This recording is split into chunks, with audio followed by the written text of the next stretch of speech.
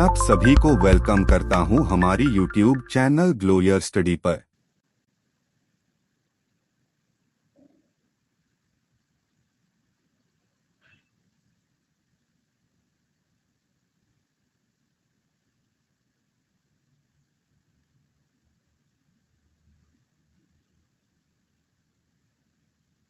हाँ जी, audio video clear है भाई। ये अनअकैडमी प्लस के डाउट वाला जो फीचर है उसके अंदर अपडेट आ गया। अब इंग्लिश के डाउट्स भी आप पूछ सकते हो। पहले सिर्फ मैथ्स रीजनिंग के लिए था ना, अब इंग्लिश के डाउट्स भी आप लोग पूछ सकते हो। एक टाइम पे 3 डाउट्स पोस्ट कर सकते हो, आप अपनी प्रेफर्ड लैंग्वेज में आंसर ले सकते हो। और अगर आप किसी डाउट के सॉल्यूशन से सेटिस्फाइड नहीं हो तो फिर रिक्वेस्ट रिव्यू भी कर सकते हो।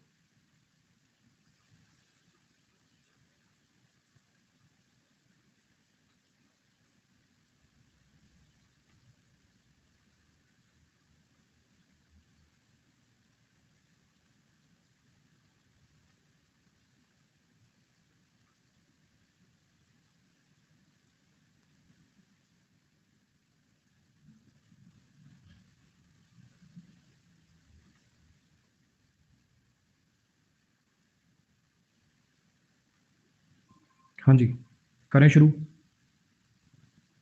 पढ़ रहे थे जी अपन वॉइस के अंदर अपन ने पहली क्लास के अंदर कुछ बेसिक चीजें देखी, अच्छा कैसे चेंज होता है, फिर अपन ने असर्टिव सेंटेंसेस किए, फिर अपन ने इंटरोगेटिव सेंटेंसेस किए। आज अपन बात करें इंपैरेटिव सेंटेंसेस की। इंपैरेटिव सेंटेंसेस कौन से होते हैं जी? ऑर्डर, एडवाइस, रिक्वेस्ट करने के काम आते हैं, सब बच्चों ने पढ़ रखा होगा। इंपैरेटिव सेंटेंसेस कौन से होते हैं जो ऑर्डर, एडवाइस, रिक्वेस्ट करने के काम आते हैं? वर्ब की बेस फॉर्म से इनकी शुरुआत होती है। वर्ब की बेस फॉर्म क्या होती है? वर्ब की बेसिक फॉर्म। जैसे मान लीजिए मैं कहूं कि एक वर्ब है ईट, एट, ईटन, ईटिंग और ईट्स। अब कई जगह पे ऐसे पढ़ा जाता है कि ये V1 है, ये V2 है, ये V3 है, ये V4 है और ये V5 है। कई जगह ऐसे पढ़ा जाता है कि इसको V1 प्लस में ING लिख ले और इसको कह दें कि ये V1 ही है सिंगुलर वाली। वो अपनी अपनी मर्जी है, कोई कैसे पढ़ाता है, कोई कैसे पढ़ाता है ना। जरा समझने की कोशिश करिएगा। बेस फॉर्म किसको कहते हैं? वर्ब की बेस फॉर्म मतलब वर्ब की बेसिक फॉर्म। अगर मैं पूछूं ईट, एट, ईटन, ईटिंग, ये सब कहां से निकला है? ये सब कौन सी फॉर्म से ओरिजिनेट हुआ? ईट से हुआ है ना। जैसे अपन बोलते हैं ना इसकी फॉर्म है, जैसे गो, वेंट, गॉन, ये सब किसकी फॉर्म है? गो की फॉर्म है, तो गो बेस फॉर्म है। ईट, एट, ईटन, ये सब किसकी फॉर्म है? ईट की फॉर्म्स है, तो ईट बेस फॉर्म है। तो जिसकी ये सब बाकी फॉर्म्स होती है वो जो वर्ड है वही बेस फॉर्म कहलाता है। ठीक, तो वर्ब की बेस फॉर्म से शुरुआत होती है। इंपैरेटिव सेंटेंसेस के अंदर ऑर्डर, एडवाइस, रिक्वेस्ट करने के काम आते हैं। अंडरस्टूड सब्जेक्ट होता है जी इनका यू। अंडरस्टूड सब्जेक्ट इनका यू होता है। अब वो क्यों होता है? क्योंकि सब्जेक्ट वो होता है जो काम को करता है। एक्टिव वॉइस में सब्जेक्ट वो होता है जो काम को करता है। अगर मैं किसी को कहूं shut down, shut the door, switch off the fan, switch on the fan, close the window, इस काम को करेगा कौन? जो लिसनर होगा। और लिसनर के लिए लगाया जाने वाला प्रोनाउन कौन सा है? लिसनर के लिए कौन सा प्रोनाउन लगाया जाता है? यू लगाया जाता है। समझ में आया? हाँ जी। आप जरा समझने की कोशिश करिएगा। ये इंपैरेटिव सेंटेंस भी दो टाइप के हैं, ट्रांजिटिव वाले और इंट्रांजिटिव वाले। ये सब क्या है? ट्रांजिटिव वाले। जैसे ये ओपन द बुक्स हो गया, ओबे योर टीचर्स हो गया, ये सब कौन से हैं? ये सब ट्रांजिटिव वाले। ट्रांजिटिव वाले मतलब इनके पास ऑब्जेक्ट है। देखो सब सारे के सारे जितने भी हैं सबके अंदर ऑब्जेक्ट आ रहा है। इसके अंदर ऑब्जेक्ट आ रहा है, इसमें ऑब्जेक्ट आ रहा है, इसमें ऑब्जेक्ट आ रहा है, इसमें ऑब्जेक्ट आ रहा है। और एक होंगे आपके इन ट्रांजिटिव वाले। एक है जी आपके इन ट्रांजिटिव वाले। जैसे ये शटअप लिख दिया मैंने। शटअप के अंदर मुझे बताइए कोई ऑब्जेक्ट मिल रहा है? शटअप के अंदर वर्ब के पास कोई ऑब्जेक्ट है क्या? हाँ जी।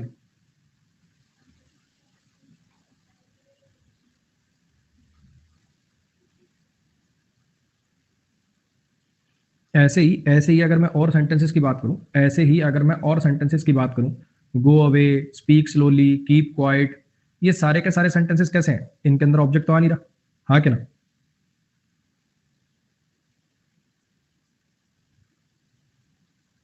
क्लियर हुई इतनी बात? तो इनका अपने को बनाना सीखना है। अब हमें इनका बनाना सीखना है। फिर ये आगे लेट वाले आ जाएंगे। ठीक है, ये लेट वाले जो है ये मैंने उस पर कवर नहीं कर रखे हैं, यूट्यूब पे कवर्ड नहीं है। ये लेट वाले जो सेंटेंसेस हैं इनको यहां अपन देखेंगे। आइए जरा पहले इसको देखिए। Shut the door. ध्यान रखिएगा इंपैरेटिव सेंटेंसेस कौन से होते हैं जो ऑर्डर, एडवाइस, रिक्वेस्ट करने के काम आते हैं? इंपैरेटिव कौन से होते हैं जो एडवाइस्ड ऑर्डर, एडवाइस और रिक्वेस्ट करने के काम आते हैं? ये सीई वाले और एसई वाले में तो फर्क आपको पता होगा ना। सी वाला नाउन होता है, एसई वाला वर्ब होता है। अगर मैं ये कहना चाहूँ ऑर्डर देने के, एडवाइस देने के, तब तो सी वाला लिखूंगा। और एडवाइस करने के बोलूंगा तो फिर ये वर्ब वाला लिखना पड़ेगा। ऑर्डर, एडवाइस, रिक्वेस्ट के काम आते हैं। ऑर्डर, एडवाइस, रिक्वेस्ट के काम आते हैं। ठीक, शट द डोर, दरवाजा बंद कर दो। शट द डोर, दरवाजा बंद कर दो। ठीक है, अगर प्लीज वगैरह लिखा होता तो मैं इसको रिक्वेस्ट मान लेता। अब ये कोई सलाह तो है नहीं, देखो दरवाजा बंद कर दो, ये कोई सजेशन तो है नहीं। सजेशन तो जनरली ऐसे होंगे भी ढंग से पढ़ो, अच्छे से खेलो, टाइम पे सोया करो, इस टाइप के होंगे। तो इसको ऑर्डर में ले जाना बेस्ट रहेगा, ठीक है। अब ये वाला जो है देखो, बाकियों के ना हर एक का मैंने आपको बताया इसका ऐसे क्यों बन रहा है, इसका ऐसे क्यों बन रहा है। इंपैरेटिव के देखो आपको कुछ स्ट्रक्चर याद करने पड़ेंगे, इंपैरेटिव के आपको कुछ स्ट्रक्चर्स याद करने पड़ेंगे। आप इसमें पूछो ऐसा ही क्यों बना, ऐसा क्यों नहीं बना, ये बच्चे आपको कुछ चीजें इसके अंदर याद करनी पड़ेंगी। जैसे अब एक बात समझिए, शट क्या हो गई, वर्ब हो गई, डोर क्या हो गया, इसका ऑब्जेक्ट हो गया, शट द डोर। शट क्या हो गई, वर्ब हो गई, और डोर क्या हो गया, इसका ऑब्जेक्ट हो गया, ठीक है जी। अब अगर मैं इसकी बात करूं, इसको आप बनाओगे लेट से, इंपैरेटिव का, ऑर्डर का, ट्रांजिटिव वाला, इंपैरेटिव ट्रांजिटिव ऑर्डर, इंपैरेटिव हो, ट्रांजिटिव हो और ऑर्डर वाले वर्जन का बनाओगे आप लेट से। Late the door, late the door be shut, late the door be shut, ठीक है। ऐसा नहीं है कि गलत है, ऐसा नहीं है कि अगर मान लो मैं ऐसा लिख दूं, you are ordered to shut the door, you are ordered to shut the door. अगर ये वाला ऑप्शन में ना हो ना, अगर ये वाला ऑप्शन में ना हो, ये लेट वाला, तब अपन इसको लगाएंगे, लेकिन प्रेफरेंस हमेशा इसकी लेट वाले की रहेगी। इंपैरेटिव का, ट्रांजिटिव का लेट वाले से बनाइएगा, ठीक है। Late the door be shut, ये दरवाजा जो है इसको बंद होने, मतलब बंद वाली अवस्था में ले आओ। Late the door be shut, दरवाजा बंद कर दो। कुछ आ रही है बात समझ में? एक बार फिर से देख लीजिए। जैसे अब ये शट है, ये क्या है, वर्ब की पहली फॉर्म है ना। यानी अब इसके अंदर थोड़ा सा देखो झोल भी है, मैं इसके अंदर ज्यादा तो आपको क्या बोलूं, ये एक्चुअली टेंस है ही नहीं, कायदे से अगर मैं बोलूं तो ये टेंस है ही नहीं। ये जो शट लिखा हुआ है ना, इसको बोलते हैं इंपैरेटिव मूड। थोड़ा सा समझाने की कोशिश करूं क्या? देखो हल्का सा बताने की कोशिश करता हूं। मान लीजिए मैंने लिखा open the door, open the door, तो दिखने में आपको ऐसा लग रहा होगा कि ये वर्ब की पहली फॉर्म है, वर्ब की पहली फॉर्म है तो इसका मतलब प्रेजेंट डेफिनिट है। प्रेजेंट डेफिनिट तो हैबिचुअल एक्शन होते हैं, है ना। अब ये कोई हैबिचुअल एक्शन तो है नहीं। कुछ आ रही बात समझ में? इसमें तो आप कह रहे हो दरवाजा खोल दो। अब मुझे बताओ ये दरवाजा खोलने का काम कब होगा? तो फ्यूचर में होगा ना। दरवाजा खोलने का काम कब होगा? तो फ्यूचर में होगा, लिखा हुआ प्रेजेंट डेफिनिट में। एक्चुअली इसको बोलते हैं इंपैरेटिव मूड। ये टेंस का कोई माजरा है ही नहीं, इसको बोलते हैं imperative mood. Order advice request करने, देखो समझना, अगर आपको टेंस के थोड़े थोड़े फंक्शन पता है कि कौन सा टेंस कहां लगाते हैं, जैसे अगर मैं प्रेजेंट डेफिनिट की बात करूं तो वो क्या करता है, हैबिचुअल एक्शन को दिखाता है, प्रोवर्ब को दिखाता है ना, ये सब काम होते हैं। वो कब लगाया जाता है भी? अच्छा ये एक्शन होता है, मेरी माता जी मंदिर जाती हैं, या honesty is the best policy, इस टाइप की चीजों के लिए। कॉन्टिन्यूस कब लगाओगे? प्रेजेंट कॉन्टिन्यूस, जी एक्शन चल रहा है। परफेक्ट कब लगाओगे? जी हो चुका है। परफेक्ट कॉन्टिन्यूस लगाओगे, जी तब से अब तक चल रहा है। तो मुझे एक बात बताओ, कोई ऐसा टेंस है जिसके ये वाले मीनिंग होते हो, दरवाजा खोल दो, दरवाजा बंद कर दो? कोई ऐसा टेंस है जो ये काम कर पाए? इसलिए इसके लिए मूड बनाने पड़ते हैं। कई ऐसे मीनिंग होते हैं, कई ऐसे मीनिंग होते हैं जो टेंस के बस का नहीं होता। याद है वो, अगर मैं शेर होता तो ये हो जाता, ये जो कंडीशनल वाले सेंटेंसेस होते हैं, इमेजिनेशन वाले होते हैं, ये भी टेंस के बस का नहीं। कुछ आ रही है बातें समझ में? तो यहाँ पे एक्चुअली ये जो ओपन है, ये कोई वर्ब की पहली फॉर्म नहीं है, कोई प्रेजेंट डेफिनिट नहीं। इसीलिए इसका इज एम आर से मत बना देना कहीं, ठीक है। कहीं आप सोचो कि शट है सर, इसमें तो आपने बताया था इज एम आर से बनेगा। एक्चुअली क्या है, ये जो लेट है ना, लेट, ये जो यहाँ पे आपने लेट लिख दिया है, ये लेट के बाद बेयर इन्फिनेटिव का स्ट्रक्चर बनता है। लेट के बाद बेयर इन्फिनेटिव का स्ट्रक्चर बनता है। जैसे अभी आगे आपको कराऊंगा, अभी आगे आएगा, अभी let me dance, let me sing. अगर आपने एडवांस वर्ब पढ़ रखा है, अगर आपने एडवांस वर्ब पढ़ रखा है, तो जब ये लिखते हो ना let me sing, let me dance, let me breathe, तो इसमें क्या होता है, लेट वर्ब होती है, मी ऑब्जेक्ट होता है, और ये एक्चुअली बेयर इन्फिनेटिव होता है। बेयर इन्फिनेटिव होता है बिना टू का इन्फिनेटिव, बेयर इन्फिनेटिव होता है बिना टू का इन्फिनेटिव। ये ऑब्जेक्ट कॉम्प्लीमेंट की तरह से काम करने वाला ये बेयर इन्फिनेटिव होता है यहाँ पे एक। मुझे पता है थोड़ी सी चीजें कंफ्यूजिंग लग रही होगी, जो पहली बार वॉइस पढ़ रहा है उसके तो परखच्चे से उड़ रहे होंगे, पता नहीं क्या बोले जा रहा है ये, ठीक है। धीरे धीरे धीरे धीरे चीजें, धीरे धीरे धीरे धीरे चीजें कनेक्ट होने लगेंगी। और खास करके उन बच्चों को तो बहुत अच्छे से समझ में आ रहा होगा जो मेरे से एक बार बैच लगा चुके हैं। जिन्होंने बैच लगा लिया देखो, उनको तो कोई डाउट नहीं आ रहा होगा, वो ये सारी बातें मुझसे पहले एक बार सुन चुके हैं। जिन्होंने नहीं भी लगाया है, डोंट वरी, अभी लेट वाले सेंटेंसेस आएंगे। देखो ये इनके बाद ये सारे लेट वाले सेंटेंसेस है, यहां से लेट वाले सेंटेंसेस शुरू होंगे, ये सारे लेट वाले ही सेंटेंसेस हैं अगर आप देख पा रहे हो तो, ठीक है। तो वहां से आपको थोड़ी सी क्लैरिटी और बढ़ जाएगी। लेकिन ऑब्वियस बात है, देखो अगर आपने एडवांस वर्ब भी नहीं पता आपको क्या होता है, ये सारी बातें नहीं पता, फिर तो देखो दिक्कत ही हो जाएगी। तो यहाँ पे हो क्या रहा है, जब आपने इसको शट द डोर को बनाया, late the door be shut, तो ये लेट क्या बन गई, वर्ब बन गई, ठीक है। यू क्या है, इसका सब्जेक्ट ही है, और ये डोर क्या बन गया, ऑब्जेक्ट बन गया, ठीक। और ये बी शट जो आपने लगाया ना, ये जो आपने बी शट यहाँ पे लगाया, आपने यहाँ पे जो आपने बी की फॉर्म प्लस V3 लगाया है, इससे पैसिव कन्वे हो रहा है। तो अगर मैं आपको थोड़ा सा समझाने बताने की कोशिश करूं कि यहाँ पे हो क्या रहा है, अगर मैं आपको यहाँ पे थोड़ा समझाने बताने की कोशिश करूं कि हो क्या रहा है, तो आपने इस शट का पैसिव कर दिया इसको इन्फिनेटिव बनाकर। आपने नॉर्मल इसको वर्ब नहीं माना, आपने इसको नॉर्मल वर्ब नहीं माना, आपने इसको इन्फिनेटिव बनाकर इसका पैसिव कर दिया। कुछ आ रही है बात समझ में? क्योंकि इन चीजों का पैसिव सीधा सीधा हो नहीं सकता। मैं काम करता हूं, इसको सारे को एक बार आपको दोबारा बताने की कोशिश करता हूं, ये सारा आपको दोबारा बताने की कोशिश करता हूं, एक बार सुनिए। एक दो बार अपन इसकी प्रैक्टिस करेंगे, याद हो जाएगा अपने को, चीजें समझ में आने लग जाएंगी। एक बार फिर से सुनिए जो मैं बोल रहा हूँ। मैंने कहा इंपैरेटिव सेंटेंसेस बेसिकली दो टाइप के होते हैं। पहले तो ये समझो इंपैरेटिव क्या होता है। इंपैरेटिव होता है ऑर्डर, एडवाइस, रिक्वेस्ट करने वाले जो सेंटेंसेस होते हैं वो इंपैरेटिव होते हैं। इनको भी आगे दो पार्ट में बांटते हैं। कौन से? एक तो इन ट्रांजिटिव वाले और एक ट्रांजिटिव वाले, यानी जिनके पास ऑब्जेक्ट होता है और जिनके पास नहीं होता।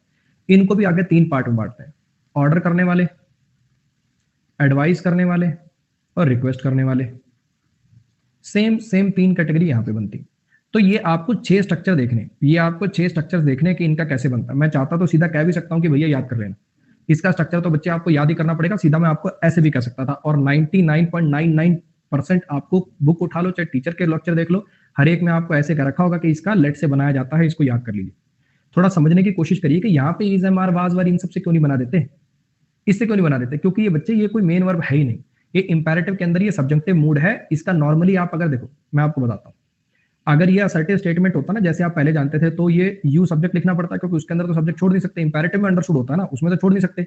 तो ये होता है you shut the door, you shut the door, तुम दरवाजा बंद करते हो, यू शट द डोर, तुम दरवाजा बंद करते हो। ठीक है, तो इसका पैसिव हो जाता the door is shut by you. ठीक है, शट की शट शट शट ही चलेगी, the door is shut by you. एकदम सही टकाटक बन जाता। जैसे अपनी दुनिया पहले चलती आ रही थी वैसे दुनिया बनी रहती, आप भी खुश मैं भी खुश, कोई दिक्कत ही ना होती। तो यहाँ पे सर क्या ऐसा माजरा हो गया कि इसका इज, एम, आर से नहीं बन रहा? यहाँ पे ऐसा क्या होगा? यहाँ पे ऐसा ये होगा कि भैया जो शट आपको नजर आ रहा है, ये शट कोई एक्चुअली वर्ब की पहली फॉर्म नहीं है, कोई प्रेजेंट डेफिनेट टेंस है ही नहीं, ये प्रेजेंट इनडेफिनेट टेंस है नहीं, तो इसको उस तरीके से बनाया भी नहीं जाता, क्योंकि ये इंपैरेटिव मूड है, इसका एग्जीक्यूशन आगे होना है। इसी बात को, क्योंकि मैंने क्या कहा, एक्टिव टू पैसिव चले जाओ चाहे पैसिव टू एक्टिव चले जाओ, मीनिंग चेंज नहीं होना चाहिए। कुछ आ रही बात समझ में? तो अगर मैं इसका इज, एम, आर से बना दूंगा, वो तो प्रेजेंट डेफिनेट में ले जाएगा, और ये प्रेजेंट डेफिनेट रियलिटी में है ही नहीं।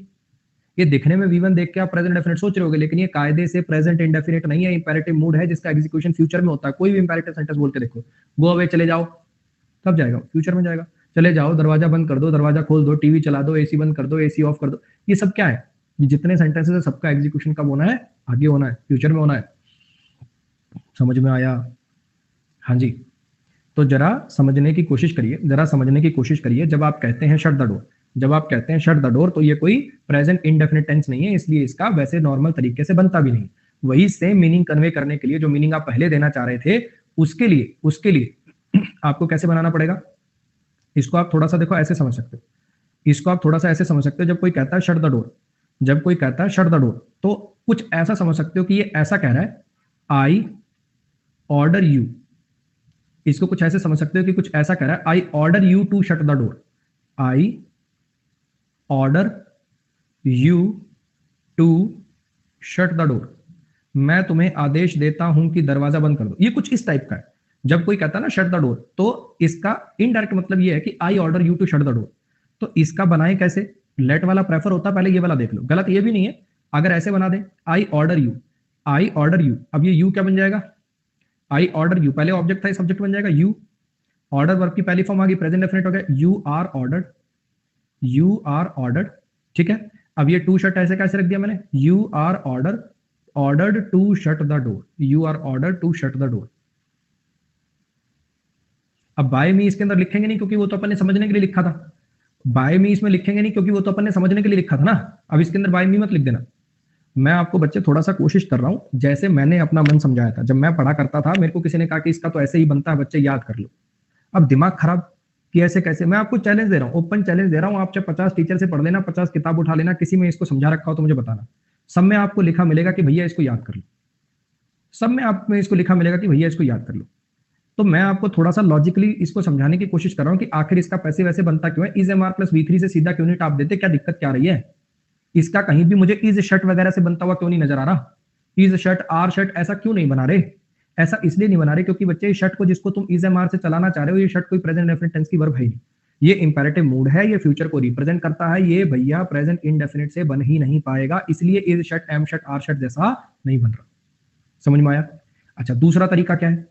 दूसरा तरीका क्या है? अभी भी ये इंपैरेटिव है, अभी भी इंपैरेटिव है, तो मीनिंग मुझे सेम रखना है ना? ये जो नीचे आपने लिखा ना, ये जो नीचे आपने लिखा, इसका मीनिंग पता क्या है? तुम्हें आदेश दिया गया है, तुम्हें आदेश दिया गया है दरवाजा बंद करने का, तुम्हें आदेश दिया गया है दरवाजा बंद करने का।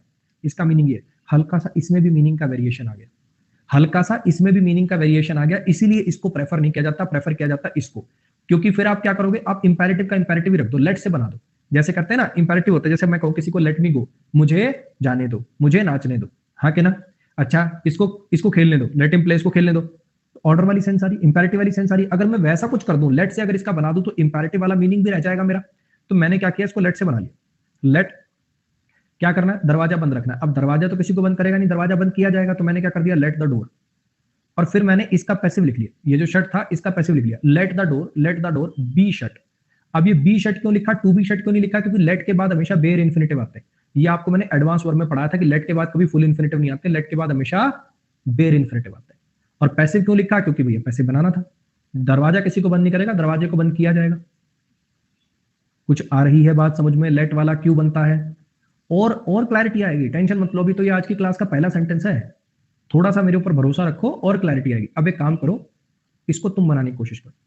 बिल्कुल डिट्टो सेम कॉन्सेप्ट है, सब कुछ बिल्कुल डिट्टो सेम है, इसके तुम दोनों जो मैंने आपको बताए तुम बनाने की कोशिश करो।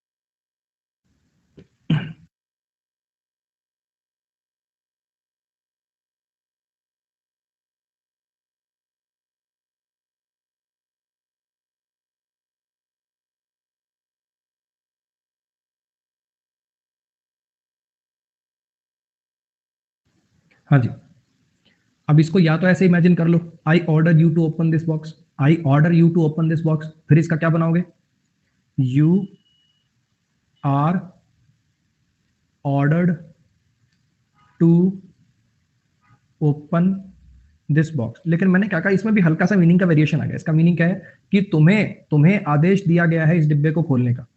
ये ऐसा नहीं लग रहा कि कोई और पर्सन बात कर रहा है। एक तो मैंने किसी को कहा डिब्बा खोल दो, ठीक है। जब मैं लिखता हूं you are order to open the box, तो ऐसा नहीं लग रहा कि कोई और पर्सन बता रहा है उसको कि तेरे को आदेश दिया गया है दरवाजा खोलने का। आ रही है बात समझ में। तो इसमें वो जो इंपैरेटिव वाली फीलिंग है वो लॉस हो जाती है। गलत नहीं है ग्रामेटिकली, अगर ये ऊपर वाला ऑप्शन में नहीं होगा तो फिर अपन इसी को लगाएंगे। अगर ये ऊपर वाला ऑप्शन में नहीं होगा तो फिर अपन इससे बनाएंगे। लेकिन उसी मीनिंग को सस्टेन रखने के लिए, वो जो इंपैरेटिव वाली फीलिंग है उसको सस्टेन करने के लिए लेट से बनाना बेहतर माना जाता है। क्या बना दोगे, let this box, let this box be open, let this box be open. समझ में आया। चलो इस पे आइए, अब ये एडवाइस वाले आ गए। अब ये वाले कौन से आ गए, ये वाले आ गए जी आपके एडवाइस वाले। इसको कैसे बनाएं,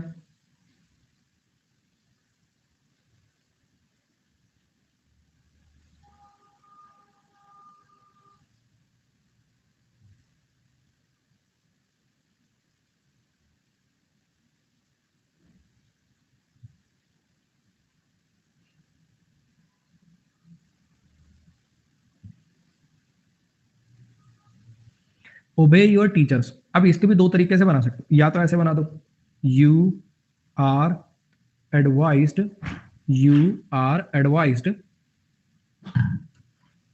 you are advised to obey your teachers, you are advised to obey your teachers.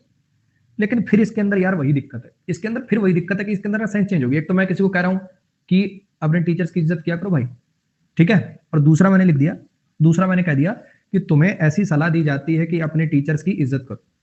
ऐसा नहीं लग रहा कोई और पर्सन बोल रहा था, मैंने उसकी बात सुनी और मैं आके इसको बता रहा हूं। इंपेरेटिव में तो आप सामने किसी को कहते हो ना, तो ज्यादा अच्छा इसके लिए माना जाएगा ये जो इंपेरेटिव के ट्रांजिटिव के एडवाइस वाले, इंपेरेटिव के ट्रांजिटिव के एडवाइस वाले हैं, इनका शुड से बनाते हैं।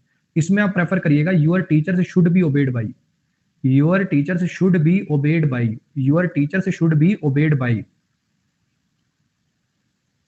शुड भी लगा सकते हो और टू भी लगा सकते हो, शुड भी लगा सकते हो और टू भी लगा सकते हो, दोनों मॉडल लगा सकते हो। शुड अक्सर आपको किताबों में ज्यादा नजर आएगा। यहाँ पे यू लिख दिया क्या, यूर टीचर्स लिखना था।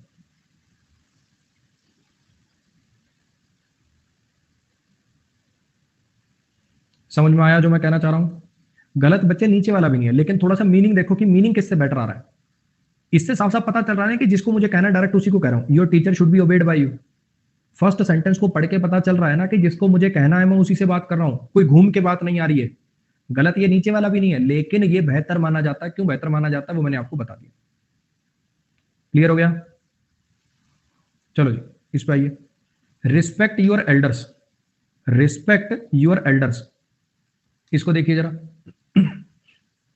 अपने आप से बनाओ, बिल्कुल डिट्टो सेम है, कॉन्सेप्ट बिल्कुल सेम है। उसी का दूसरा एग्जांपल है। मैंने हर एक का एक एग्जांपल ऐसा ले रखा जो मैं बनाऊंगा, एक एग्जांपल वो ले रखा जो आप बनाओगे। करो कोशिश।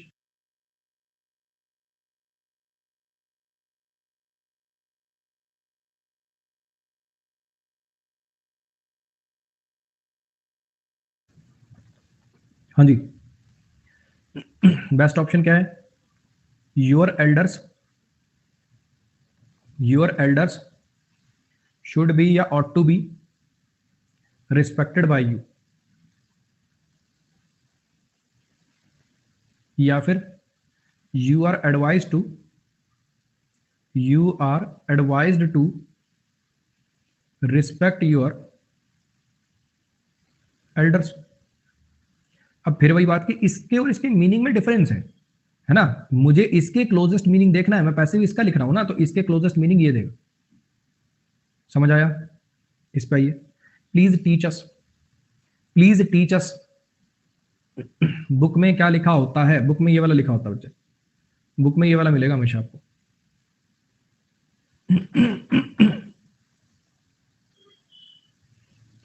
Please teach us. अब प्लीज से पता चल गया कि रिक्वेस्ट है, प्लीज से पता चल गया कि रिक्वेस्ट है।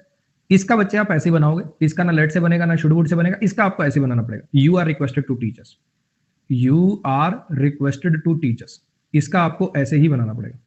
You are requested to teach अस।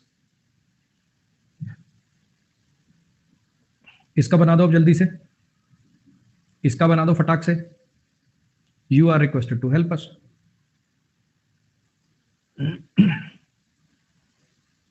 तो इंपेरेटिव के ट्रांजिटिव वाले कराए मैंने आपको, इंपेरेटिव के ट्रांजिटिव वाले करवाए मैंने अभी आपको। एक बार फिर से रिवाइज कर लीजिए जल्दी सी।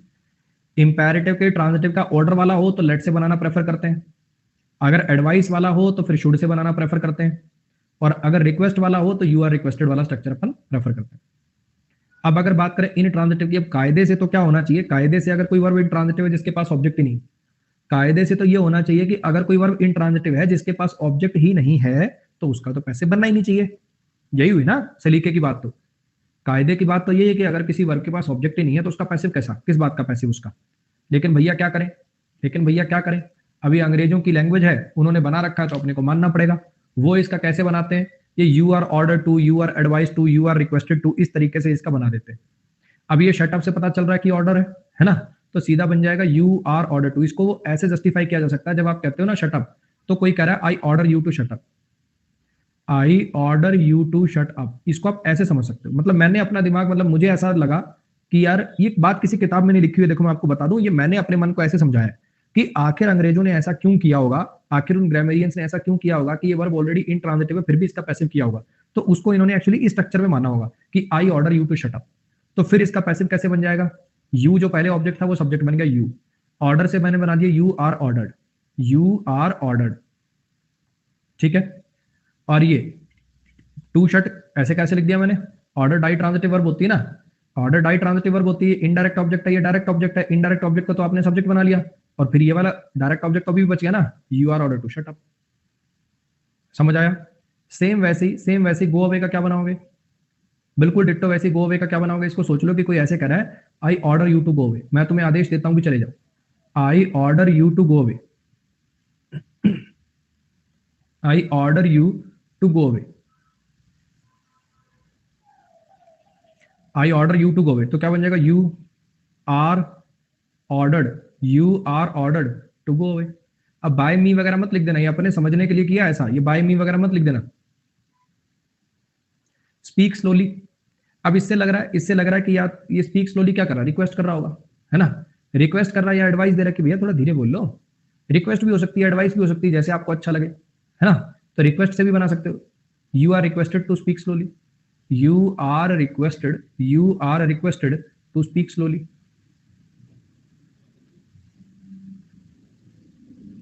कीप क्वाइट, शांत रहो, कीप क्वाइट, शांत रहो।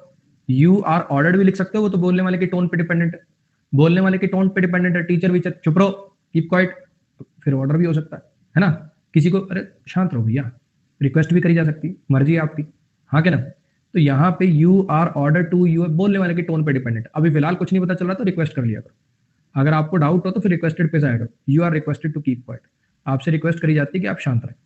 अगर आपको ऑर्डर वाला कंप्लीट पक्का श्योर ना हो तो रिक्वेस्ट पे चले जाएगा। वर्क हार्ड, अब ये सलाह दे रहे हो किसी को, भैया मेहनत से काम करो, है ना। तो क्या हो जाएगा, you are advised to, you are advised to work hard, you are advised to work hard. ऐसे इसका क्या बना दोगे, स्टडी वेल का, स्टडी वेल का क्या बना दोगे, you are advised to study well, you are advised to study well. Clear है, चलो अब इसको देखने की कोशिश करिए जरा।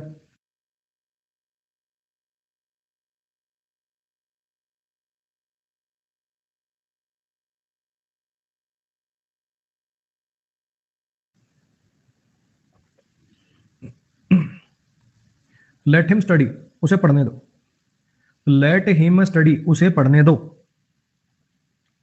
इसको देखिए जरा, अब अगर मैं इस सेंटेंस की बात करूं, अब अगर मैं इस सेंटेंस की बात करूं, लेट हिम स्टडी, तो एक कायदे से है पता क्या सेंटेंस, ये लेट आपकी वर्ब है, ये हिम आपका ऑब्जेक्ट है, और ये स्टडी क्या है, ये ऑब्जेक्ट कॉम्प्लीमेंट बोलते हैं इसको, ये बेयर इन्फिनिटिव है, बिना टू का इन्फिनिटिव है। Let me go, let me study, let me dance, ये जितने भी हैं, ये जितने भी आपको नजर आते हैं सारे के सारे क्या है, ये इंपेरेटिव ही सेंटेंस है, ये इंपेरेटिव ही है और ये लेट वाले हैं। अब इस सेंटेंस को आराम से देखिए और इसका सोचिए कि अपन क्या करें। इस सेंटेंस को आराम से देखिए और इसका सोचिए कि अपन इसका करें क्या, इसको कैसे बनाएं। ध्यान रखिएगा, लेट जो है वो पैसिव में यूज नहीं होता, let it be, let it, ऐसे पैसिव में लेट का यूज नहीं करते अपन, लेट का यूज अपन पैसिव के अंदर नहीं करते। मतलब ऐसा नहीं कि पैसिव में लेट लिखा नहीं होगा, मैं ये कह रहा हूं कि लेट वर्ब का मतलब लेट इट वगैरह नहीं बनाओगे कभी। हाँ जी, कैसे बनाएं,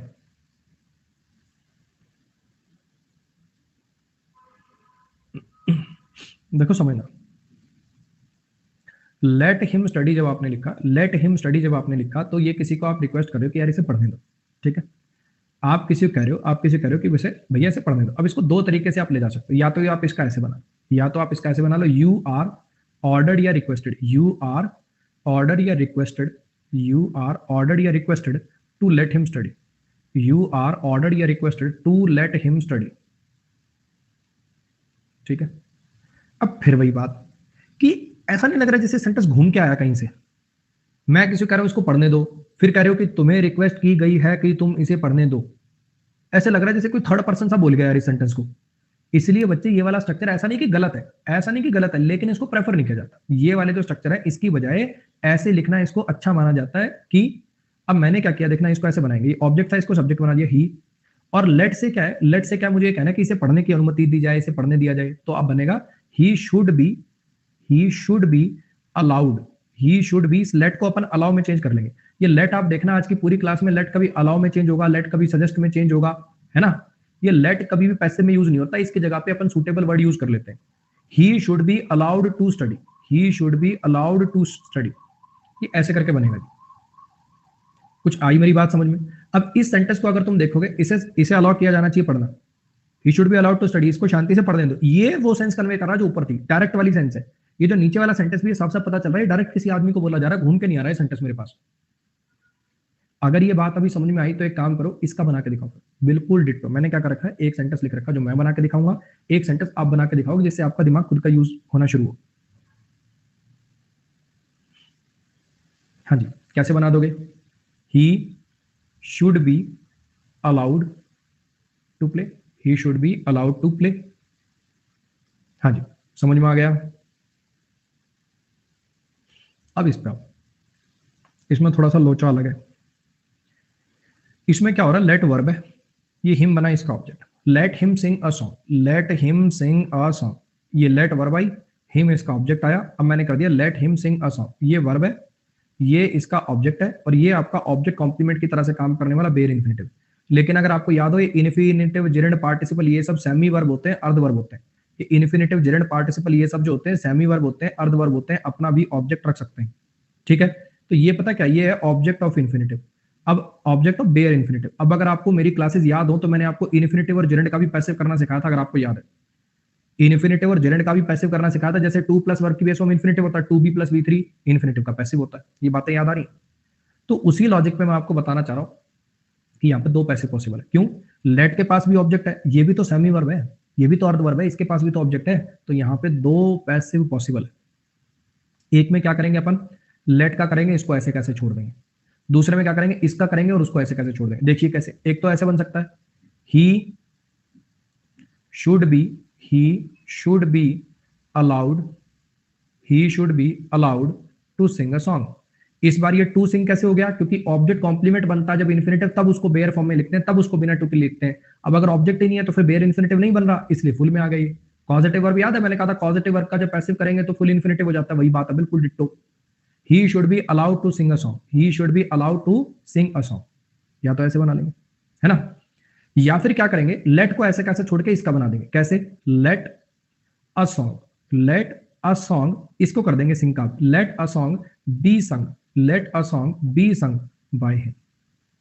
ये दो तरीके से इसका पैसे बन सकता है और इनमें दोनों ही ठीक है। कभी भी पेपर में दोनों ऑप्शन इकट्ठे नहीं आएंगे, कभी भी पेपर में ये दोनों ऑप्शन इकट्ठे नहीं आएंगे। ये भी सही है और ये भी सही है, यहां पे कोई चक्कर नहीं है ऐसा।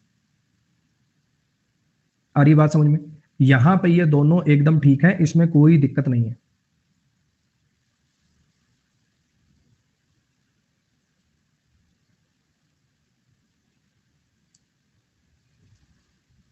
चलो अब तुम एक काम करो, बिल्कुल डिट्टो सेम कॉन्सेप्ट है, बिल्कुल डिट्टो सेम कॉन्सेप्ट है, इसका बना के दिखा दो।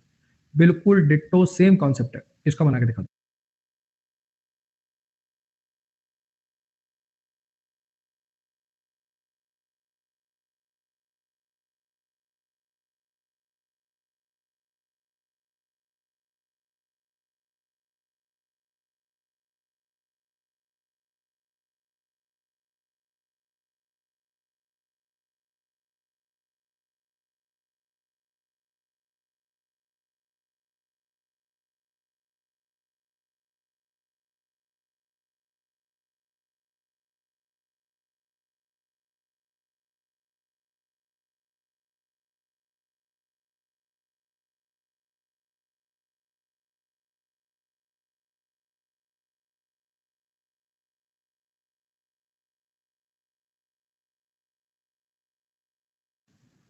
हाँ जी,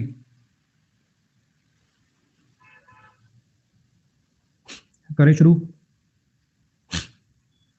late him deliver the letter, let him deliver the letter, उसे लेटर डिलीवर करने दो, let him deliver the letter, उसको लेटर डिलीवर करने दो। अब फिर वही बात, ये लेट क्या हो गई, वर्ब हो गई, हिम क्या हो गया, ऑब्जेक्ट हो गया, डिलीवर क्या हो गया, फिर से वर्ब हो गया, लेटर क्या हो गया, फिर से इसका ऑब्जेक्ट हो गया। मतलब वर्ब का मतलब बेयर इन्फिनिटिव मैं कहना चाहता हूँ, वर्ब से मैं यहाँ पे बेयर इन्फिनिटिव कहना चाहता हूँ। Let him deliver the letter, ये ऑब्जेक्ट कॉम्प्लीमेंट है, बेयर इन्फिनिटिव है, सेमी वर्ब है, अर्ध वर्ब है, अपना ऑब्जेक्ट रख सकता है, ऑब्जेक्ट ऑफ बेयर इन्फिनिटिव, ये कहना चाहता हूँ मैं यहाँ पे। ठीक, अब फिर वही बात, ये भी सेमी वर्ब है, अर्ध वर्ब है, इसके पास अपना ऑब्जेक्ट है, तो इसका मतलब इसका भी पैसिव हो सकता है ना। तो कैसे बना दे, जब आप लेट का पैसिव बनाओगे तो क्या बनेगा, he should be allowed to deliver the letter, he should be allowed to deliver the letter, he should be allowed to deliver. अब ये टू डिलीवर क्यों हो गया, डिलीवर से टू डिलीवर में कैसे चेंज हो गया, क्योंकि जब ये बेयर इन्फिनिटिव ऑब्जेक्ट कॉम्प्लीमेंट की तरह से काम करता है तब बेयर में लिखा जाता ना। अगर एक इन्फिनिटिव ऑब्जेक्ट कॉम्प्लीमेंट का काम करता है तब बेयर में आता है, अब ऑब्जेक्ट नहीं है तो ऑब्जेक्ट कॉम्प्लीमेंट नहीं है, तो फिर फुल में कन्वर्ट हो गया, वही पॉजिटिव वर्ब वाली बात, he should be allowed to deliver the letter. ठीक है, और अगर मैं लेट को ऐसे कैसे छोड़ दूं और डिलीवर का बना दूं तो क्या होगा, let the letter, let the letter be delivered, let the letter be delivered by him. और बच्चे आप कितना भी प्रीवियस ईयर उठा के देख लेना, जिनको ये मुश्किल लग रहा है, जिनको ये वाले, कितना भी प्रीवियस ईयर उठा के देख लेना, ऐसे 20 में से कोई एक आध सवाल आता है, बाकी सब आते हैं महा टुच्चे, महा इजी। जो आपकी पहली बेसिक की क्लास है ना, जो पहली आपकी क्लास ली थी मैंने मोहन, जिसमें मोहन प्लेस का इस प्लेड होगा, ये होगा, अगर उतनी क्लास भी लगा ले कोई बच्चा, अगर उतना एक लेक्चर भी अगर कोई बच्चा देख ले, तो वॉइस के अंदर 20 में से 15 क्वेश्चन सही होने लग जाएंगे। 20 में से 1500% सही कर देगा वो पहला लेक्चर ही देख के। ये सब तो एक्स्ट्रा है, मतलब ये लगा लो कि 2-3 सेंटेंसेस 4 सेंटेंसेस मैक्सिमम ऐसे आ सकते हैं, इससे ज्यादा बढ़ के और ऐसे सेंटेंसेस नहीं आ सकते। तो जिनको ये मुश्किल लग रहा है, ज्यादा लोड लेने की जरूरत नहीं है, केवल 4 सेंटेंसेस के लिए किया जा रहा है। लेकिन भैया एक एक नंबर क्रूशियल है। अगर अपने जीवन के 3-4 दिन मेहनत के लगा के अपने 45/45 आ सकते हैं तो क्यों ना लाए जाएं। 8-8 9-9 महीने पढ़ते हो, 8-8 9-9 महीने जीएस पढ़ते हो, 50 में से 25 की भी गारंटी है। 8-9 महीने जीएस को दे देते हो, 50 में से 25 तक की भी गारंटी है क्या? पर यहां मैं कह रहा हूं कि 3 दिन लगा दो। अभी तो पहली बार पढ़ रहे हो तो 15 दिन का थ्योरी का बैच है, तसल्ली से आराम से रिवीजन में इसको ज्यादा ज्यादा 3 दिन दे देना, और उसके बाद एक भी नंबर नहीं कटेगा। अब इसको देखो जरा, लेट्स प्ले, चलो खेलते हैं। अब देखो दो तरीके हो सकते हैं। अब ये लेट्स जो होता है ना, लेट अपोस्ट्रोफी एस, इसका मतलब होता है लेट अस। अब ये ना बोलने वाले के मीनिंग पे डिपेंडेंट होता है, बोलने वाले के मीनिंग पे डिपेंडेंट होता है। जैसे दो चीजें हो सकती हैं, इसीलिए इसको अलग अलग तरीके से लिखा जा सकता है। अगर कोई बंदा लिखे लेट्स प्ले और दूसरा वो बंदा लिख दे लेट अस प्ले, तो बात बदल जाती है। लेट अस प्ले, जब कोई बंदा कहता है लेट अस प्ले, तो इसका मतलब होता है हमें खेलने दो, हमें खेलने दो। लेट अस प्ले, इसका बिल्कुल वैसे ही बनेगा जैसे पीछे बना है। क्या बनेगा? We should be allowed to play, हमें खेलने दिया जाना चाहिए। We should be allowed to play, we should be allowed to play. समझ में आया? लेकिन अगर कहते हैं लेट्स प्ले, तो इसका मतलब क्या? चलो खेलने चलते हैं। इसका मतलब क्या? चलो खेलने चलते हैं। अब अलाउ से तो वो बनेगा नहीं, अलाउ से तो फिर वो बन नहीं पाएगा। अलाउ का तो मतलब क्या होता है? किसी और को कह रहे हो कि यार हमें खेलने दो, और यहां पे आपस में कह रहे हो कि चलो खेलने चलते हैं। तो इस बार लेट को सजेस्ट में चेंज करना पड़ेगा। और कैसे बनाओगे? It is suggested that, it is suggested that, it is suggested that we should play, it is suggested that we should play, it is suggested that we should play. इसको फिर आपको ऐसे बनाना पड़ेगा, इसको आपको बनाना पड़ेगा it is suggested that we should play. कुछ आ रही बात समझ में क्या कहना चाह रहा हूं? क्योंकि बच्चे देखो, खेलने वाले कौन है? यही है, तो वी शुड प्ले करना पड़ेगा, है ना। प्ले का तो कुछ हो नहीं पाएगा, is played, am played, are played, क्योंकि प्ले के पास तो ऑब्जेक्ट है ही नहीं, तो उसमें तो कुछ बदलाव हो नहीं सकता। लेट का हो सकता है, तो लेट को पैसे में लिखना पड़ेगा। जैसे वो था ना, we should be allowed to, वही वाली बात है। लेकिन इसके अंदर काफी बच्चे कहेंगे, जैसे सर आपने यहां किया we should be allowed to, तो ऐसा ना कर दें, ऐसा ना कर दें वी आर सजेस्टेड दैट, क्योंकि आपको पैसे तो में तो लिखना पड़ेगा ना बच्चे, पैसे तो बनाना पड़ेगा। प्ले का पैसे हो नहीं सकता क्योंकि उसके पास ऑब्जेक्ट नहीं है। लेट का पैसे हो सकता है, तो ऐसा कर दें we are suggested, we are suggested to play, we are suggested to play, ऐसा कर दें। गलत हो जाएगा बच्चे, किसी और ने सलाह नहीं दी, हम ही आपस में सलाह दे रहे हैं एक दूसरे को। It is suggested that we play, ऐसी सलाह दी जाती है कि चलो खेलते हैं, ऐसी सलाह है कि चलो खेलते हैं, मतलब मेरी तरफ से ऐसी सलाह है कि चलो खेलते हैं। अगर वी आर सजेस्टेड कर दोगे तो इसका मतलब हो जाएगा हम सब लोगों को किसी और ने सलाह दी, किसी और ने सलाह नहीं दी, हमने ही आपस में सलाह करी। समझ में आया? चलो, अब बच्चे आप में से किसी ने मेरे से पूछा नहीं था कि ये बना दें, लेकिन ये मेरे से पूछे गए हैं पहले। जब मैंने इसको पढ़ाया तो मेरे से पूछा गया। ईमानदारी से बात बताओ, किसके मन में आया था ये वी आर सजेस्टेड से बना सकते हैं क्या? ईमानदारी से बताओ किसके मन में आया था? होंगे 5-10 बच्चे जरूर होंगे अपने बैच में।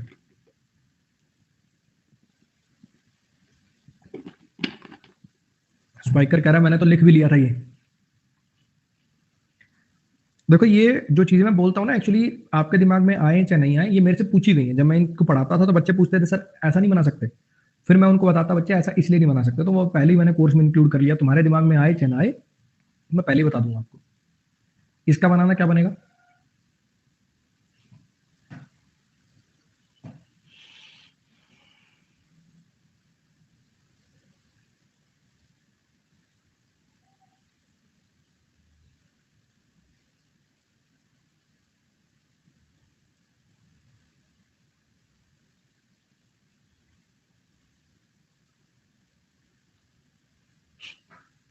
हाँ जी, लेट्स सिंग का कैसे बनाओगे? अब वही बात, इसके भी दो मतलब दो तरीके से इसको लिखा जा सकता है। एक तो ऐसे लिखा जा सकता है कि लेट अस सिंग, बात एक ही है, वो भी लेट अस ही होता है, वो भी लेट अस ही होता है, लेकिन अपोस्ट्रोफी एस वाले का मीनिंग अपन ये मान के चलते हैं, चलो गाते हैं। लेट्स सिंग, चलो गाते हैं। लेट्स प्ले, चलो खेलते हैं। लेट्स डांस, चलो नाचते हैं। लेट्स ईट, चलो खाते हैं। लेकिन जब आप लिख देते हो लेट अस सिंग, पॉज देके अगर बोल दिया जाए ना लेट अस सिंग, तो हमें गाने दो, मत रोको, इसका क्या बनेगा? We should be, we should be allowed to sing, लेकिन इसका अलाउ वाला तो मतलब आएगा नहीं, तो ऐसे मत बना देना we are suggested to sing, we are suggested to sing, ऐसे मत बना देना, गलत हो जाएगा ये। ऐसे लगेगा कोई और ने सलाह दी है, भी हमें किसी ने सलाह दी कि गाएं, हमें किसी और ने सलाह नहीं दी, आपस में एक दूसरे को सलाह दे रहे हो तुम, तो कैसे बनाओगे?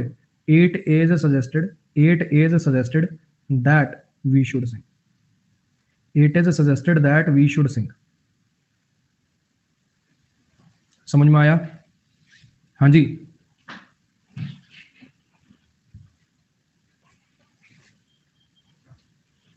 थोड़ा हैवी है ये कंटेंट, लोड मत लो, ठीक है, लोड मत लेना, इतने ज्यादा ऐसे वाले आते नहीं है, मैं आपको प्रैक्टिस कराऊंगा। देखो अपनी टोटल क्लासेस जो है, अपनी टोटल क्लासेस हैं, लेट से कि वो क्लासेस खत्म हो गई और अपनी अभी थ्योरी पूरी नहीं हुई, मान के चलते हैं कि कुछ ऐसा हो गया कि प्रैक्टिस की मान लो 2 ही क्लास लगी, फिर क्या करेंगे बच्चे? 5 मई को एक प्रैक्टिस बैच आएगा, 5 मई बोल रहा हूँ, फिर भी दिमाग खराब हो चुका है। 4 मई को उसकी पहली क्लास है, 4 मई। 4 मई को वो बेसिकली मेंस के लिए प्रैक्टिस क्लास है। तो मैं एक काम करूंगा, सबसे पहले आपको वॉइस नरेशन की प्रैक्टिस करा दूंगा उस बैच में। टाइमिंग सेम, सब कुछ सेम। आप सोचना कि यही बैच आगे हो गया, ठीक है? आपका ये 2 तारीख को खत्म हो रहा है, मैं 3 को एक एक्स्ट्रा क्लास लगवा लूंगा, बीच में गैप भी नहीं आएगा, बीच में 1 दिन का गैप भी नहीं आएगा। आप सोचना, मैं इसलिए बता रहा हूं, कोशिश तो यही करूंगा कि मैं इसी में प्रैक्टिस हो जाए, लेकिन मान लो कि प्रैक्टिस कम हो पाती है, 2 ही क्लास लग पाई प्रैक्टिस की, 3 ही क्लास लग पाई, तो मैं उसके शुरुआत में और टॉपिक बाद में पढ़ा दूंगा, पहले वॉइस और नरेशन की आपको प्रैक्टिस करा दूंगा, ठीक है जी? 99% तो चांस है कि हो जाएगी आराम से, लेकिन फिर भी अगर ना हो पाई तो उसमें करा दो। टाइमिंग वाइमिंग सब कुछ सेम है, सब कुछ सेम है, यही 12:30 से 2, यही हफ्ते में 5 दिन, बस आप ऐसे सोचना कि यही बैच आगे कंटिन्यू हो गया। अब इस पे आओ, फिर लोचा, फिर से लोचा। लेट वर्ब का ऑब्जेक्ट है मेरे पास ये अस, और फिर आगे ये बेयर इन्फिनेटिव लगा हुआ है, ऑब्जेक्ट कॉम्प्लीमेंट, फिर आगे लगा हुआ है ये बेयर इन्फिनेटिव जो कि ऑब्जेक्ट कॉम्प्लीमेंट है बेसिकली, और ये वर्क क्या बन जाएगा? ऑब्जेक्ट ऑफ बेयर इन्फिनेटिव, ठीक है जी? Let us complete the work. अभी फिर से वही बात, अब यहां पे लिख दिया लेट अस, या तो ऐसा करते लेट्स कंप्लीट द वर्क, मान लो मैं ऐसा लिख दूं लेट्स कंप्लीट द वर्क, ठीक है? फिर कुछ और मीनिंग निकलेगा, और late us complete the work फिर कुछ और मीनिंग निकल रहा है। अरे आ रही हैं बातें समझ में जो मैं कहना चाह रहा हूं? तो कौन सा वाला मान के चले? वो डिपेंड करेगा यार बोलने वाले पे, है ना? लेट्स कंप्लीट द वर्क लिखेंगे तो कुछ और बनाएंगे, late us complete the work बनाएंगे तो कुछ और। अभी फिलहाल लेट अस लिखा हुआ है तो इसका कैसे बनाऊं यार? एक तो अलाउ से बना सकता हूं, we should be allowed to complete the work, we should be allowed to complete the work, we should be allowed to complete the work, we should be allowed to complete the work. ये समझ में आ रहा है? We should be allowed to complete the work, ये वाला जच रहा है? अच्छा, और क्या बना सकते हो? एक वो वाला जो पहले बनाया था, लेट द वर्क, इस बार कंप्लीट का कर देता हूं, late the work B completed by us, late the work B completed by अस। हाँ, क्या ना? इतना स्ट्रक्चर तो अपन पहले भी देख चुके हैं। देखो ये वाली जो बातें हैं इसमें कुछ नई नहीं है, ये अपन ने यहां पढ़ी थी, बस हिम की जगह उसमें अस हो गया। जैसे इसमें क्या हो रहा है, बाय हिम आ रहा है उधर, है ना? यहाँ पे ही आ रहा है, बिल्कुल डिट्टो उसके अंदर यहाँ वी हो गया और यहाँ पे बाय अस हो गया, कोई डिफरेंस नहीं है, ठीक है?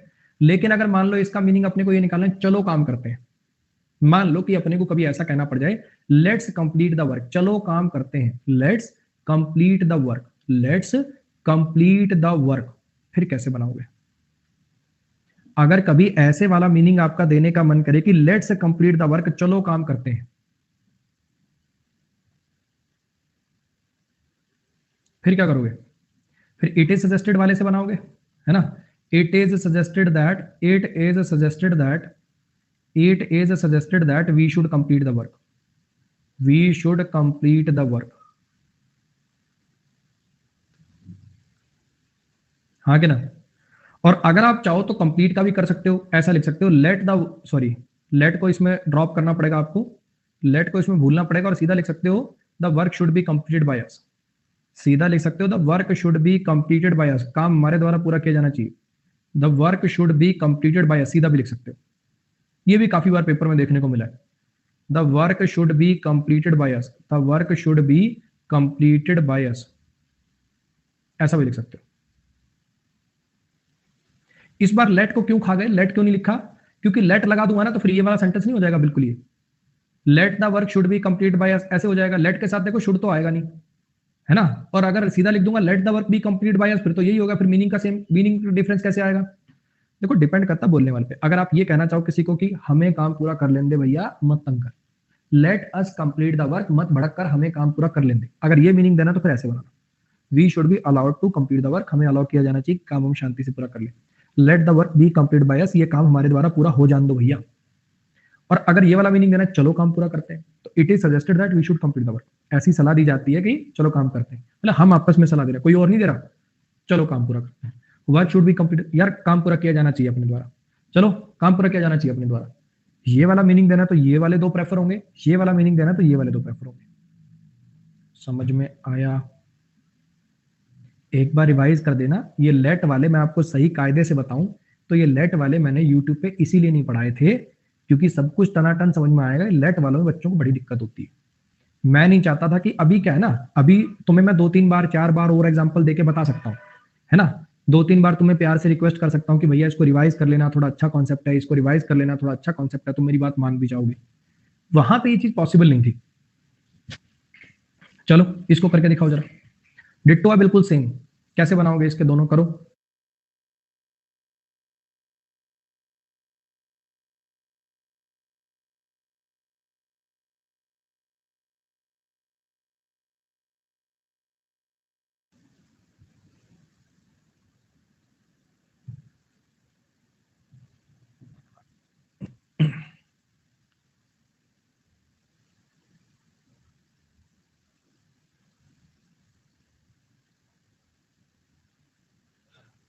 हाँ जी, let us solve this puzzle, let us solve this puzzle कैसे बनाए?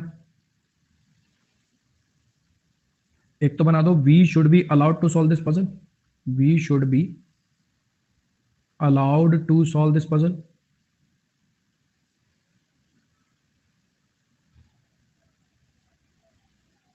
और दूसरा let this puzzle be solve by us, let this puzzle be solve by us. और अगर कोई ऐसे लिख दे लेट्स सॉल्व दिस पजल, अगर ऐसा कोई मीनिंग देना चाहे लेट्स सॉल्व दिस पजल, चलो इस पजल को सॉल्व करते हैं, लेट्स सॉल्व दिस पजल, फिर कैसे बना दोगे? It is suggested that, it is suggested that we should solve this puzzle, it is suggested that we should solve this puzzle। और दूसरा, और दूसरा this puzzle should be solved by us, this puzzle should be solved by us। बोलो भैया समझ में आया? चलो जी, इसके साथ अपने जो टाइप वाले थे ना, जैसे इंपैरेटिव वाले हो गए, अच्छा असर्टिव वाले हो गए, वो मोस्टली कवर हो गए। ये लेट वाला भी वैसे मिसलिनियस का ही पार्ट था।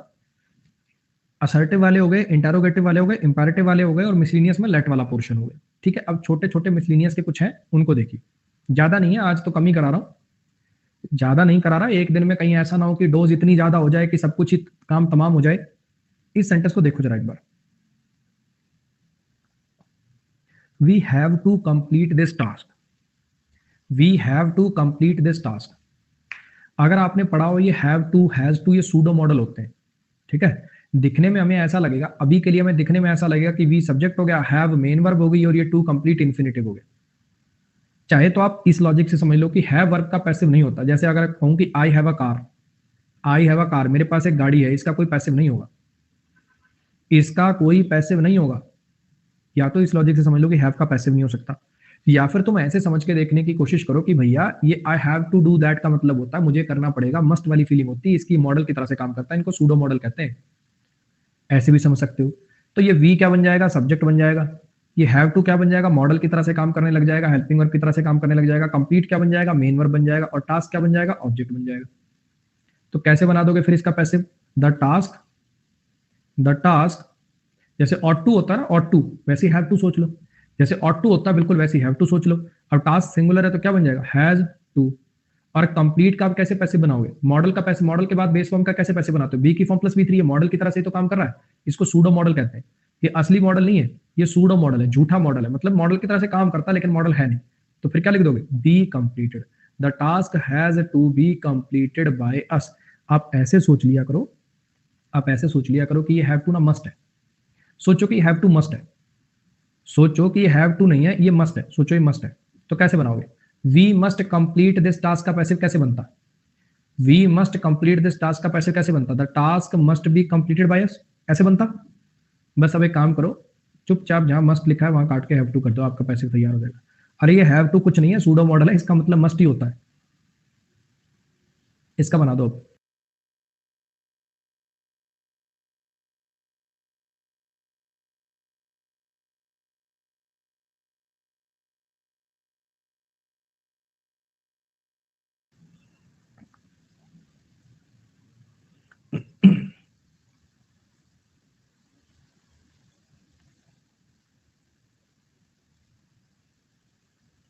आप ऐसे सोचो, he must repair this car है, he must repair this car है, आप ऐसा सोच लो। कैसे बनेगा, this car must be repaired, ऐसे बनेगा। हाँ क्या ना, मॉडल के बाद जब V3 बी प्लस V3 का स्ट्रक्चर बनाओगे तो बी की बेस फॉर्म लिखोगे, must be repaired bye him. और अब हमें पता है कि हैव टू जो होता है, have to, has to, had to, ये सब क्या होते हैं, मस्ट ही तो होते हैं। तो फिर मस्ट मैंने काटा और यहां पे लिख दिया the car has to be repaired. Had मत कर देना, वो बच्चे नरेशन के रूल हैं, डायरेक्ट से इनडायरेक्ट जाते वक्त करते हैं, वो प्रेजेंट को पास्ट में चेंज, यहां मत कर देना, यहां ना टेंस चेंज होता है ना मीनिंग चेंज होता है। शिवानी इस पर आइए, मुझे बताओ लिंकिंग वर्क का पैसिव होता है, अगर मैं लिखूं अमन इज अ टीचर, इसका पैसिव होगा, अमन इज अ टीचर, इसका पैसिव होगा। जब कोई एक्शन ही नहीं हो रहा तो काय का पैसिव, जब कोई एक्शन ही नहीं हो रहा तो काय का पैसिव, कोई पैसिव वैसिव नहीं होगा इसका। जब कोई एक्शन ही नहीं हो रहा तो पैसिव किस बात का, इतनी बात आती है समझ में। अब जरा समझो, यहां पे आ रही है लिंकिंग वर्ड, ही सब्जेक्ट है, इज लिंकिंग वर्ब है, तो इसका तो पैसिव हो नहीं सकता, इसका तो पैसिव हो नहीं सकता, लेकिन इसका हो सकता है। ये सेमी वर्ब है, अर्ध वर्ब है, ये इन्फिनेटिव है और इसने अपना ऑब्जेक्ट रख रखा है। ये भी तो सेमी वर्ब है, अर्ध वर्ब है, तो इसका हो सकता है, इसका नहीं करेंगे, इसका कर देंगे। हाँ क्या ना। अब इसका तो पैसिव तो मैं आपको सिखा दूं, पहले इसका मीनिंग समझो। He is to clean the room का मतलब क्या है, मान लीजिए मैंने पूछा होटल में हूं मैं, या कोई घर पे या किसी होम स्टे में गए वो, मैंने फोन किया ऑनर को, जी यहाँ सफाई के लिए कौन है, तो उन्होंने कहा जी एक लड़का होगा बाहर। मैं कहा जी यहाँ तो कोई नहीं दिख रहा, 2 दिन हो गया मैं तो आए को, कोई सफाई के लिए नहीं आया। मैं कहा मैं आता हूँ, रुको 1 मिनट मैं दिखाता हूँ आपको। वो आया, एक लड़के को पकड़ के लेके आया, वो ये है जी सफाई के लिए, ये रखा हुआ जी सफाई के लिए, कमरे की सफाई के लिए ये वाला बंदा है जी। He is to clean the room, मतलब इसका अस्तित्व क्यों है यहाँ, he is to clean the room, he is to teach us, ये है जी हमें पढ़ाने के लिए, he is to cure you, ये है जी तुम्हारा इलाज करने के लिए। इस सेंटेंस का मीनिंग ये होता है, समझ में आया। तो यहाँ पे इसका पैसिव कैसे बनेगा, पहले जो ऑब्जेक्ट था, क्योंकि इससे तो लेना देना है ही नहीं, अब इस वर्ग का तो पैसिव हो नहीं सकता, पहले जो ऑब्जेक्ट था द रूम, पहले जो ऑब्जेक्ट था वो अब सब्जेक्ट बनेगा द रूम। अच्छा, इसके साथ तो कोई छेड़खानी कर नहीं सकते, वो तो ऐसे कैसे रह गई। अच्छा, क्लीन का पैसिव कैसे बनेगा, टू बी क्लीन्ड, इन्फिनेटिव का पैसिव कैसे बनता है, to be plus V3, to be cleaned by him, the room is to be cleaned by him, कमरा जो है इसके द्वारा साफ किया जाना है। बिल्कुल डिट्टो सेम लॉजिक पे आज का लास्ट सेंटेंस है, इसको देख लीजिए।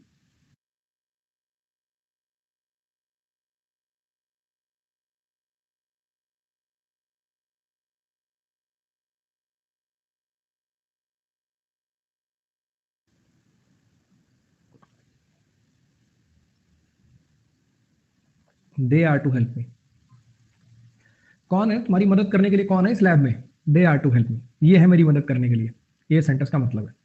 आर का तो पैसिव हो नहीं पाएगा, इसका हो सकता है क्योंकि इसके पास ऑब्जेक्ट है, इसका हो सकता है क्योंकि इसका ऑब्जेक्ट है, तो यहाँ पे क्या आ जाएगा, आई, मी का आई बन गया, आई, अब यहाँ पे आर मत लिख देना, आई के बाद जो आएगा वही लिखोगे ना, बस लिंकिंग और वही की वही रहेगी, इसमें तो कोई चेंज हो नहीं पाएगा।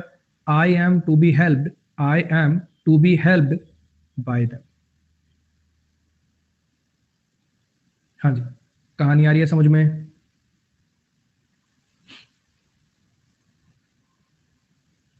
अब एक बार बताओ, अगर कोई ऐसे लिख दे, he is he is here to sleep, इसका बनेगा पैसिव।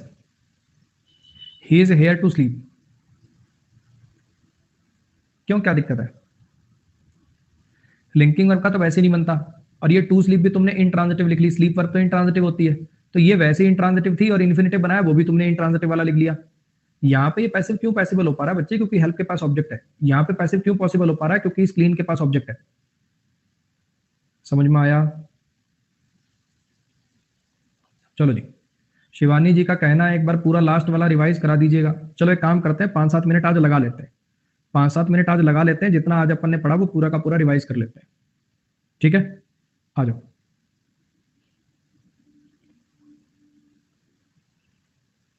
पहले हमने पढ़े इंपैरेटिव के इंट्रांजिटिव वाले, तो बिल्कुल आसान है। देखो, इंपैरेटिव के इनट्रांजिटिव वाले, इंपैरेटिव हो और इनट्रांजिटिव हो तो कुछ नहीं है।